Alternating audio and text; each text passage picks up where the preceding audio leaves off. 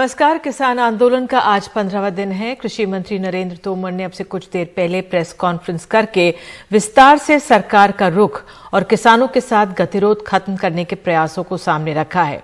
तो जो उसमें अहम यह है कि भूमि सुरक्षित रहेगी किसानों की, एपीएमसी मंडियां समाप्त नहीं होंगी, सिर्फ पैन कार्ड के प्रयोग पर बदलाव होगा, सिर्फ एसडीएम ही नहीं, किसान न्यायालय भी जा सकेगा, अग्रीमेंट रजिस्टर्ड पर भी व्यवस्था की जा रही है, कॉन्ट्रैक्ट फार्मिंग में फसल और प्रोसेसर के बीच होगा, जमीन सुरक्षित रहेगी, एमएसपी समाप्ति नहीं होगी, जो स्थिति है बनी रहेगी। तो ये कुछ अहम बिंदु हैं जो उनकी काफी लंबी प्रेस कॉन्फ्रेंस चली, वो सामने आई है। ये सुन लेते हैं उनको। हम लोगों ने एक पूरा प्रपोजल बनाकर उनको कल दिया। उन लोगों ने विचार विमर्श भी किया और फिर भी कुल मिला के उनके सारे जो प्रश्न हैं उन प्रश्नों का उत्तर देने के बाद भी आखिरी में वो लोग किसी निर्णय पर नहीं पहुंच पा रहे हैं। इसकी निश्चित रूप से मेरे मन में भी काफी कष्ट है, क्योंकि किसानों का विषय है और किसान ठंड में इतनी बड़ी तादाद में यहाँ पर बैठे हुए हैं और कोविड का संकट भी है, तो निश्चित रूप से हम सब लोगों के मन में भी रात दिन चिंता रहती है और इसलिए हम लोगों की लगातार पहले भी कोशिश रही है और अभी भी मैं आपके माध्यम से किसान भाइयों और बहनों को आग्रह करना चाहता हूं कि आप सब ने चर्चा के दौरान जो प्रश्न उठाए थे उन प्रश्नों का समाधान करने के लिए लिखित प्रस्ताव भारत सरकार ने आपके समक्ष भेजा है। आप उन प्रस्ताव पर विचार करें और आपकी तरफ से जब भी चर्चा की स्थिति के लिए कहा जाएगा, भारत सरकार एकदम चर्चा के लिए तैयार रहेगी। और हमारे साथ हमारे सहयोगी हिमांशु शेखर मौजूद है। हिमांशु, कृषि मंत्री ने एक लंबी चौड़ी प्रेस कॉन्फ्रेंस की, क्या सार निकला है? जिस तरह से हम सुन रहे थे, अपनी बात तो सरकार ने रख दी है, लेकिन जो किसानों का पक्ष है उस लिहाज से क्या निकला, क्या करेगी सरकार अब आगे? देखिए, महत्वपूर्ण यह है कि पहली बार जो अब तक सरकार ने मौखिक तौर पर करीब 6 दौर की जो बातचीत हुई है सीधे तौर पर सरकार के प्रतिनिधियों और किसान संगठनों के बीच, उन बैठकों में जो बात अब तक कहती रही है सरकार और जो बात लिखित तौर पर कल आश्वासन दिया भारत सरकार की तरफ से, कृषि मंत्रालय की तरफ से जो 20 पेज का एक प्रपोजल भेजा गया था, उसको पहली बार आज कैमरा पर कृषि मंत्री ने उन सभी बातों को रखा है। और ये सब अब कटिबद्धता दर्शाती है कि सरकार इन पॉइंट्स पर जो किसान संगठनों की चिंताएं थी उनको एड्रेस करने के लिए ये सीमा है। ये आज उन्होंने किसान संगठनों को सरकार ने बता दी है कि पिछले 2 महीने से जो बातचीत चली है, जो चिंताएं आपने सरकार के सामने रखी हैं, उस पर हम इस हद तक आपकी चिंताओं को दूर करने के लिए आगे बढ़ने को तैयार है। लेकिन इसके आगे जो हमने आपको एक प्रस्ताव दिया है जिसमें किसान संगठनों की तरफ से जो भी चिंताएं, आशंकाएं, डर जताई गई हैं नए कानूनों को लेकर, उस पर सरकार ने अपनी बात रखी है और वो एक आधार होगा नई दौर की बातचीत का किसान संगठनों के साथ। ये बात आज मुझे लगता है बहुत प्रमुखता से कृषि मंत्री ने कही है और साथ ही जो सिद्धांत है जिसके आधार पर तीनों नए कृषि सुधार कानून को लाया गया है कि देश के हर किसान के पास ये स्वतंत्रता हो कि वो खुद तय करे कि वो कितना पैदा करेगा, किस कीमत पर बेचेगा, कहां पर बेचेगा। ये जो स्वतंत्रता दी गई है, इस बात को भी प्रमुखता से कृषि मंत्री ने रखी है।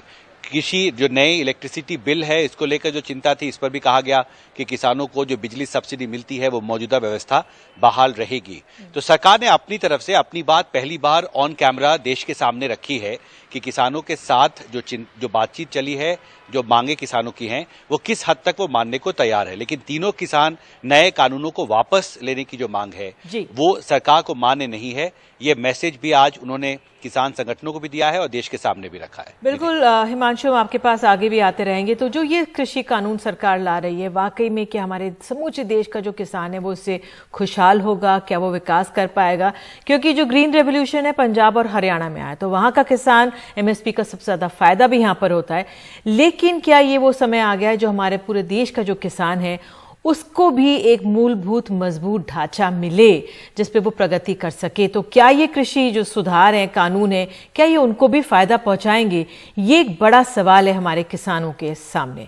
बहरहाल एक आपको बता दें, किसान नेता जो ये प्रेस कॉन्फ्रेंस हुई उसके बाद जो किसान नेता हैं उनका ये कहना है कि मोदी जी अगर हमारी बात नहीं मानेंगे तो देश भर में रेलवे ट्रैक पर हम धरने पर बैठेंगे। उन्होंने कहा है कि हम 12 तारीख को सारे टोल प्लाजा बंद करेंगे। आइए सुन लेते हैं हम बूटा सिंह बुजदिल की बात। आज दी मीटिंग ने फैसला लिया कि अब हुण रेलवे ट्रैक पर जाएंगे तो पूरे भारत के लोग जाएंगे। ये फैसला जिहड़ी उपरली किसान संयुक्त मंच उन्होंने ऐलान करना, उसकी डेट उन्होंने तय करनी है। रेलवे पार्कों में चलते धरने बिल्कुल अगले ऐलान तक जारी रहेंगे। ये 3-4 फैसले आज असी लिए है, सर्वसम्मति से लिए है। तो इन्हां फैसलों को लागू करने के लिए पूरी तैयारी है पूरे भारत में। बिल्कुल सवाल ये उठता है कि हमारे जो समूचे किसान भाई हैं क्यों नहीं उनको आश्वस्त कर पा रही है सरकार। तो कृषि मंत्री की प्रेस कॉन्फ्रेंस के बाद सिंघू पे जो धरने पर बैठे हैं किसान भाई, उनसे बात की हमारे सहयोगी सौरभ शुक्ला ने। कल भी प्रेस कॉन्फ्रेंस में हम बोले थे कि ये जो कानून 3 कानून जो हैं वो रिपील करने के बारे में आप सोचिएगा, उस एजेंडे पर आइएगा कि चलिए रिपील करने के बारे में बात करते हैं, फिर हम बातचीत के लिए कोशिश। जब तक वो उस एजेंडे पर बात नहीं करेंगे तब तक आप लोग बातचीत के लिए तैयार नहीं। भाई जब किसान संगठनों ने ये तय किया है, आगे आंदोलन ऐलान कर दिया है, तो उसमें फिर उनका प्रपोजल क्या आता है, क्योंकि उन्होंने जो प्रपोजल भेजा वो वर्बली भी 3-5 को यही था, अमित शाह से बात में भी वही था। तो आज जब ये प्रपोजल उन्होंने उनकी बात रखी है तो हमारा ये कहना है कि उनको ये बोलना चाहिए था कि उनकी रिपील की डिमांड को भी कंसिडर करने के लिए हम रेडी हैं। सरकार इतना लंबा प्रेस कॉन्फ्रेंस किया, मंत्री जी ने बताया किस तरीके से उन्होंने कई बातें मानी हैं। इलेक्ट्रिसिटी अमेंडमेंट बिल नहीं ला रहे हैं, जो पराली वाला कानून है उस पर संशोधन के लिए तैयार हैं, आपको सिविल कोर्ट्स दे रहे हैं, कॉन्ट्रैक्ट रजिस्ट्रेशन की बात कर रहे हैं। थोड़ा सा आप लोग भी थोड़ा सा आगे बढ़िए। देखिए मैं फिर बोल दूं आपको, ये कानून लाने का जो बेसिस है वो बेसिस अगर ठीक होता तो कानून के में संशोधन के बारे में हम सोच लेते। 12 तारीख को आप लोगों ने पहले ही बोला था कि टोल फ्री करेंगे, 14 तारीख को देश भर में प्रदर्शन करेंगे। आज कुछ रेलवे ट्रैक्स को पर धरने पर बैठने की बात है, वो क्या है? नहीं, रेलवे ट्रैक्स पर धरने पर बैठने की बात ये है कि पंजाब में रेलवे ट्रैक्स के बाहर धरने चल रहे हैं। हमने एक वो दिया था सरकार को अल्टीमेटम कि 10 तारीख तक अगर इशू हल नहीं होगा तो किसान दोबारा रेलवे ट्रैक पर बैठ जाएंगे। पंजाब में, सिर्फ पंजाब में। लेकिन आज वो फैसला हुआ है कि रेलवे ट्रैक पर अभी नहीं बैठेंगे। We'll wait for the another round of struggle, another level of struggle, then all India level में इस चीज़ को सोचा जाएगा कि ऑल इंडिया में कॉल किया जाए। सर आखिरी सवाल आपसे, सरकार से फोन आता है आपको कि दर्शन पाल जी फिर वापस आके आप बात करिए, इस प्रपोजल पर बात करिए जो सरकार ने भेजा है, तो क्या आप लोग जाएंगे? नहीं, मैं आपको बता रहा हूँ ना क्या प्रपोजल है, हम कमेटी में डिस्कस करेंगे, दर्शन पाल नहीं तय करेगा ये। नहीं, जो प्रपोजल सरकार ने भेजा था कल, जो प्रपोजल जो भेजा था वो ऑलरेडी तो हम यस और नो करके उसको रिजेक्ट कर रहे हैं। वो वर्बली प्रपोजल पे आप लोग बात नहीं करेंगे? यस और नो में हम उनको प्रपोजल को रिजेक्ट कर दिए थे। वहीं मुझे तो गवर्नमेंट का समझ में नहीं आता, बल्कि हमने ये बात बोला विज्ञान भवन में, हमने बोला अमित शाह जी के घर में, आज उनका प्रेस कॉन्फ्रेंस में वही बात आ गया। They should behave responsibly. बिल्कुल। और अब दिल्ली से एक बड़ी खबर आ रही है। दिल्ली के उप मुख्यमंत्री मनीष सिसोदिया ने आरोप लगाया कि बीजेपी के लोगों ने उनके घर में घुसकर उनकी पत्नी बच्चों पर हमला करने की कोशिश की है। आम आदमी पार्टी की प्रेस कॉन्फ्रेंस में चलते हैं। सारे आम आदमी पार्टी के नेताओं के घर परिवार वालों पे हमला करवाएंगे, क्योंकि एक तरफ तो उनके पास भारतीय जनता पार्टी के गुंडे हैं और दूसरी तरफ अमित शाह जी के पास अपनी पुलिस है, जिसको क्लियर इंस्ट्रक्शंस है। अगर आप इन वीडियोस को देखिए कि वो गुंडे बढ़ते जा रहे हैं घर के पास, और पुलिस के अफसर टहलते हुए उनके पीछे पीछे आ रहे हैं। याद रखिए, ये वही दिल्ली पुलिस है जिसने बैरिकेड से एक व्यक्ति को नहीं पार होने दिया, एक एमएलए को नहीं पार होने दिया था मुख्यमंत्री से मिलने के लिए मुख्यमंत्री आवास के बाहर। तो अगर दिल्ली पुलिस इन भाजपा के गुंडों को रोकना चाहती तो रोक सकती थी। जब ये गुंडे गेट पे पहुंचे, और ये वीडियो हम आपसे शेयर भी करेंगे, आप उसे ध्यान से देखिएगा, तो पुलिस वाले साइड हो गए कि जाइए, घर के अंदर जाइए। वो तो जो डेप्यूटी सीएम का कैंप ऑफिस है, आखिरकार उसके अफसर बाहर निकल कर आए और उन्होंने वहां से लोगों को रोका, रास्ता रोका और उन्हें बाहर भेजा। वहां पे जो सिविल डिफेंस का स्टाफ था उन्होंने वापस भेजा, लेकिन भारतीय जनता पार्टी के गुंडों को पुलिस का पूरा प्रोटेक्शन था, अमित शाह जी द्वारा दिया गया प्रोटेक्शन था, क्योंकि उन्होंने ही गुंडों को भेजा और उन्होंने ही पुलिस को आदेश दिया कि उप मुख्यमंत्री के परिवार पर हमला होना चाहिए। यह दिल्ली की राजनीति के लिए एक काला दिन है। हर प्रकार की पॉलिटिकल डिफरेंसेस किसी भी पार्टी में हो सकते हैं। सब पार्टियां एक दूसरे के खिलाफ चुनाव लड़ती हैं, भाषण देती हैं, उनकी नीतियों पे सवाल उठाती हैं। हम भी चुनाव लड़ते हैं। हम जब एमसीडी में चुनाव लड़ते हैं तो वहां पे रूलिंग गवर्नमेंट पे सवाल पूछते हैं। जब अभी फरवरी में चुनाव हुआ तो हमारी सरकार की पिछले 5 साल की परफॉर्मेंस पे सवाल उठाए गए, और वो एक लोकतंत्र में होना भी चाहिए। लेकिन आज दिल्ली की राजनीति में एक काला दिन है कि इन पॉलिटिकल डिफरेंसेस को लेकर आज मुख्यमंत्री के परिवार पर अमित शाह हमला करवा रहे हैं, और दिल्ली वालों को ये सब दिख रहा है। दिल्ली वालों ने देखा है कि किस तरह से 2020 के चुनाव से पहले किस घटियागिरी से भाजपा ने चुनाव लड़ा था, कि किस तरह से भाजपा के नेता रोज गाली गलौज करते थे, तरह तरह के हमले करवाए जाते थे। जो आज इस हमले के बाद दिख रहा है कि जिस तरह से अमित शाह जी ने इस हमले को प्रायोजित किया है, पुराने हमले भी अमित शाह जी द्वारा ही प्रायोजित किए। आम आदमी पार्टी के जो आरोप हैं और जो दृश्य सामने आ रहे हैं, शरद शर्मा हमारे सहयोगी इस पर अधिक जानकारी दे रहे हैं। शरद, ये हुआ क्या, कब हुआ है ये सब? देखिए, ऐसा है कि आज दोपहर की बात है, 12 बजे की, 11:30 बजे का बीजेपी ने एक प्रोटेस्ट कॉल किया था मनीष सिसोदिया के घर के बाहर। उनके घर का घेराव करना था, तो उसी में कुछ जो बीजेपी के कार्यकर्ता थे जो प्रोटेस्ट में आए थे, वही पहले मनीष सिसोदिया के घर की तरफ बढ़े और उनके गेट तक पहुंचे और उनके घर के अंदर तक घुस गए। बाहर नेम प्लेट थी वो तक तोड़ दी।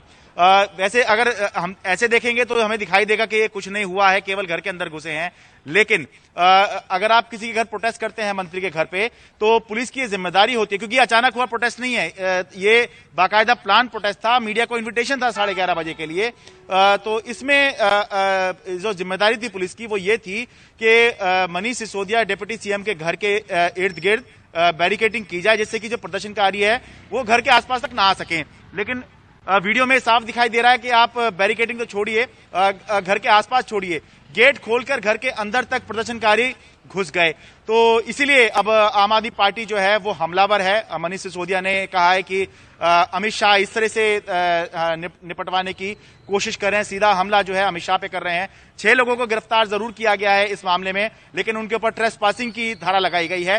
ट्रेसपासिंग तो बहुत एक छोटी चीज होती है, हमें एक बड़ा संदर्भ समझना चाहिए कि अगर इस तरह से किसी और राज्य में हुआ होता कि वहां पर मंत्री के घर के अंदर लोग प्रदर्शन करते घुस जाएं, तो हमें सोचना चाहिए कि इस समय क्या हो चुका होता। बहुत से लोग सस्पेंड हो चुके होते। लेकिन दिल्ली में हमने देखा है कि ये मामला तो छोड़ दीजिए, इससे पहले मुख्यमंत्री तक पे किसी ने स्याही फेंकी, ये हमला हुआ तो कुछ खास नहीं होता है। तो इसीलिए आम आदमी पार्टी जो है हमलावर है बीजेपी के ऊपर, अमित शाह के ऊपर, गृह मंत्री के ऊपर। बिल्कुल शरद, इस जानकारी के लिए धन्यवाद और नजर बनाए रखें। और वाकई में चिंताजनक स्थिति है कि देश की राजधानी दिल्ली में उप मुख्यमंत्री के निवास के घर के बाहर इस तरह से दृश्य सामने आते हैं और खुद उनको ट्वीट करके इसकी जानकारी देनी पड़ती है। बहरहाल एक छोटा सा ब्रेक, और ब्रेक के बाद हम बंगाल आपको ले चलेंगे। बंगाल विधानसभा के चुनावों से पहले हिंसक होता हुआ है चुनाव प्रचार। वहां पे बीजेपी अध्यक्ष के काफिले पर पथराव हुआ है।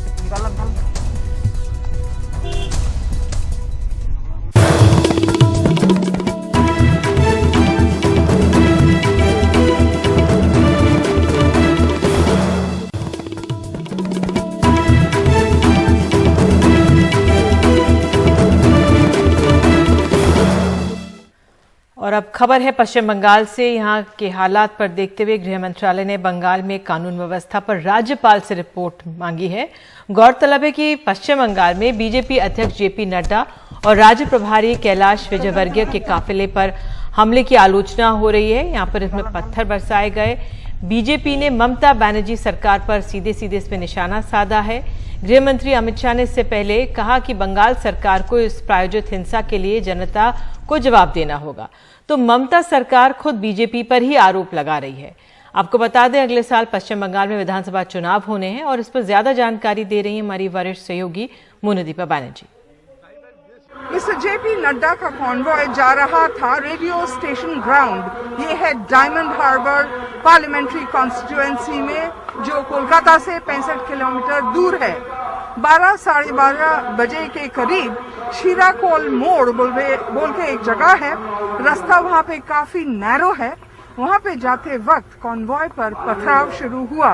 बीजेपी के लोगों का कहना है कि एक बार नहीं 2-3 बार ऐसे पथराव हुआ। मिस्टर नड्डा के गाड़ी पे, मिस्टर दिलीप घोष के सिक्योरिटी के गाड़ी पे, मिस्टर कैलाश विजयवर्गीय का गाड़ी का विंड स्क्रीन एकदम टूट गया। मिस्टर मुकुल रॉय, उनका भी गाड़ी काफी डैमेज हुआ और अनुपम हाजरा का भी। कुछ प्रेस वाले थे जो पीछे पीछे जा रहे थे, उनका भी गाड़ी को काफी डैमेज हुआ, ऐसा खबर आ रहा है। और तृणमूल इसके लिए रिस्पॉन्सिबल है, बीजेपी का यही कहना है। और तृणमूल के लोग, बीजेपी कहती है, रास्ते के दोनों साइड पे खड़े थे और पथरावबाजी कर रहे थे। यही नहीं, जब कॉन्वॉय में कुछ मोटरसाइकिल्स पर बीजेपी के कर्मी जा रहे थे, उनको भी रोका गया, लाठी से पीटा गया। और हमने जो फुटेज देखा है उसमें देखा कि उसको पीट कर एकदम गिरा दिया गया मोटरसाइकिल से। ऐसा खबर है कि एटलीस्ट 2-3 कार्यकर्ता अस्पताल में भर्ती हुए हैं डायमंड हार्बर में। मिस्टर नड्डा पहुंच गए उसके बाद ग्राउंड पे, जहां पे उन्होंने वक्तव्य रखा। कहा बंगाल में जंगल राज, ऐसे दृश्य उन्होंने कभी नहीं देखा कहीं पे भी देश में, और एडमिनिस्ट्रेशन कोलैप्स कर रहा है, यही उनका कहना था। दिलीप घोष का कहना था कि कल ही उन्होंने मिस्टर अमित शाह को एक चिट्ठी भेजा मिस्टर नड्डा के सिक्योरिटी के बारे में, क्योंकि उनको लगा कि कल जब मिस्टर नड्डा कोलकाता पहुंचे तो जो ब्लैक फ्लैग डेमोन्स्ट्रेशन हुआ उनके विरुद्ध वो नहीं होना चाहिए था। मिस्टर नड्डा का Z+ कैटेगरी का सिक्योरिटी है।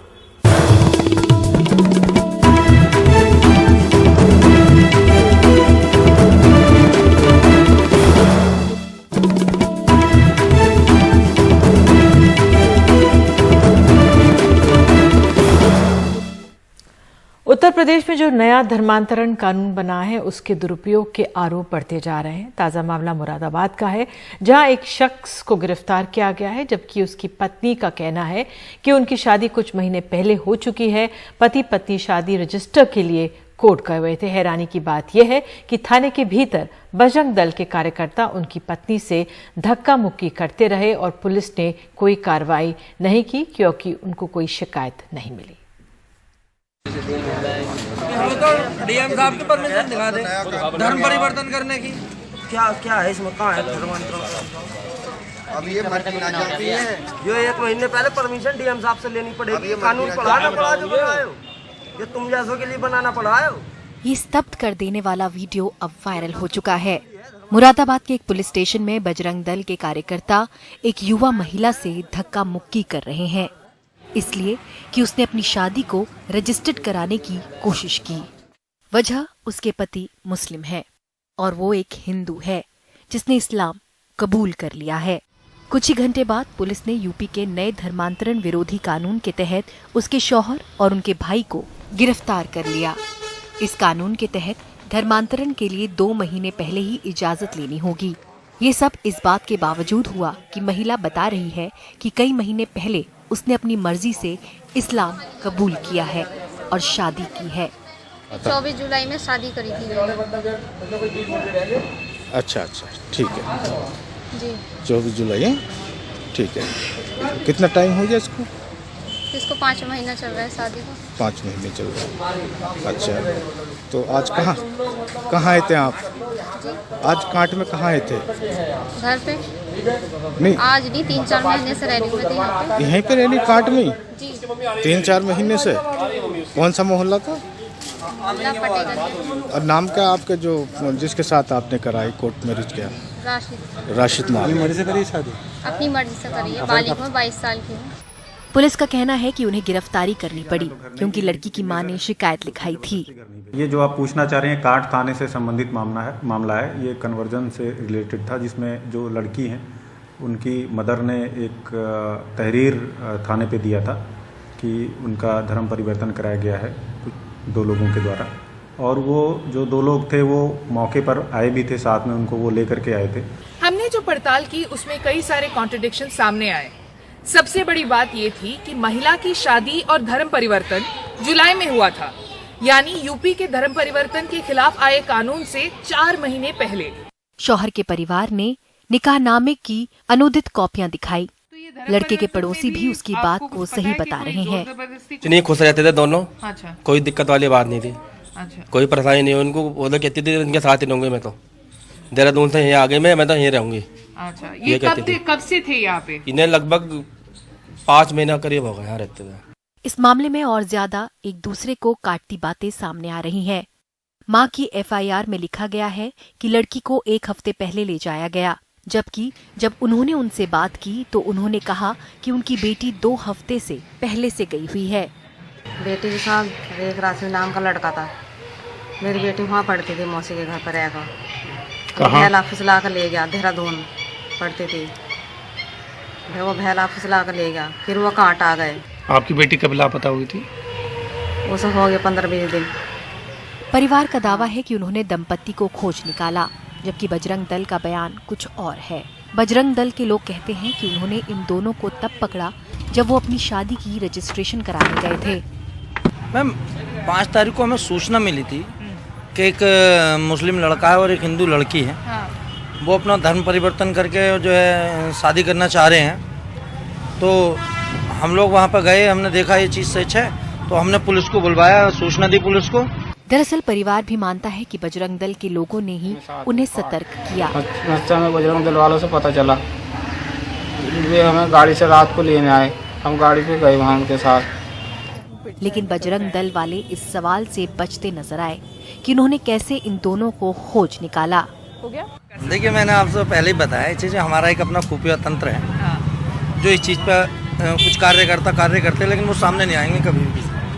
लड़की से धक्का मुक्की करते शख्स से हमने पूछा कि क्या पुलिस ने उनके खिलाफ भी कोई कार्रवाई की, तो उसने कहा नहीं। तो यानी कि इस मामले में आपके ऊपर कोई कार्रवाई नहीं है? कार्रवाई क्यों? तो अभी एक वीडियो भी निकला था जिसमें आप लोग लड़की से बात कर रहे हैं थाने के अंदर, आपका चेहरा दिख रहा है, आपका भी दिख रहा है और आप भी हर्जी आप भी दिख रहे हो उसमें। तो इसके ऊपर पुलिस ने आपसे कोई कार्रवाई की? लड़की को ऑलमोस्ट आप जोर जबरदस्ती से सवाल कर रहे हैं उनसे? नहीं, हमने कोई सवाल नहीं करा। वो दिखा रहे होंगे तो कार्यकर्ता खड़े हो गए होंगे जब हम लोग थाने में थे, तो हम कहाँ का सवाल जवाब करेंगे लड़की से? हमारा क्या मतलब? ये वीडियो में तो साफ साफ दिख रहा है। नहीं, उन्होंने कुछ दिखाया होगा तो पुलिस प्रशासन ने कहा होगा उस, शायद आपने देखा उस वीडियो में 2-3 पुलिस वाले भी होंगे। हमने किसी से कोई जवाब नहीं किया था। वहाँ उस लड़की को जब हमें पता चला यहाँ पे है, हमने पुलिस को इन्फॉर्मेशन दी, वहाँ से आगे पुलिस वाले उसको लेके चले गए। आप खुद जानते हो, आपके वीडियो में आप खुद लड़की से पूछताछ कर रहे हो। आपने ये नहीं, लड़की डीएम का परमिशन पत्र दिखाओ, तुम्हें पता है नियम क्या है, आप लोगों के जैसे लोगों के लिए नियम बनाना पड़ा है और ये सब कर रहे हो। इसके ऊपर आप किसी बालिग लड़की को पकड़ के ऑलमोस्ट हरास करके क्वेश्चंस पूछ रहे हो एक थाने के अंदर। इसके कारण आपके ऊपर कोई भी कार्रवाई चल रही है अभी तक? वो भाई सबको जानकारी नहीं, आपके ऊपर कुछ कार्रवाई? मैं कार्यकर्ता हूँ, भाई साहब को जानकारी नहीं कार्यकर्ता, लेकिन आप वीडियो में दिख रहे हो तो आपके ऊपर कार्रवाई आगे पता चल जाएगा। अभी तक नहीं है। पुलिस कहती है कि बजरंग दल के खिलाफ कोई शिकायत नहीं मिली, इसलिए कोई कार्रवाई नहीं हुई। एक्शन लिया है उनके खिलाफ, उन बजरंग दल अभी हमारे पास ऐसी कोई शिकायत नहीं आई है। अगर लड़की या उनके फैमिली मदर की तरफ से कोई एप्लीकेशन इस तरह का दी जाएगी, जो उनकी मदर आई थी थाने में एप्लीकेशन लेके, अगर दिया जाएगा कि उनके साथ बदतमीजी हुई, हरासमेंट हुआ, तो कार्रवाई की जाएगी। मुरादाबाद से मरियम अलवी की रिपोर्ट, एनडीटीवी इंडिया के लिए।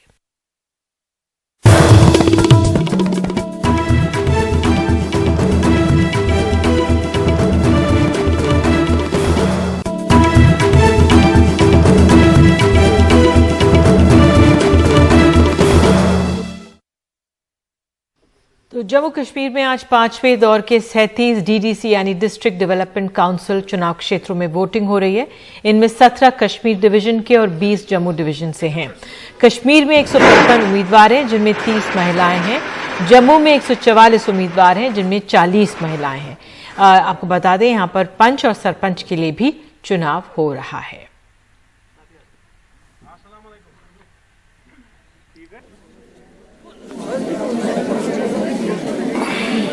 तो इसी खबर के साथ फिलहाल देश की बात में भी के लिए इतना ही। आगे आप देख सकते हैं न्यूज़ 360। तब तक के लिए नमस्कार।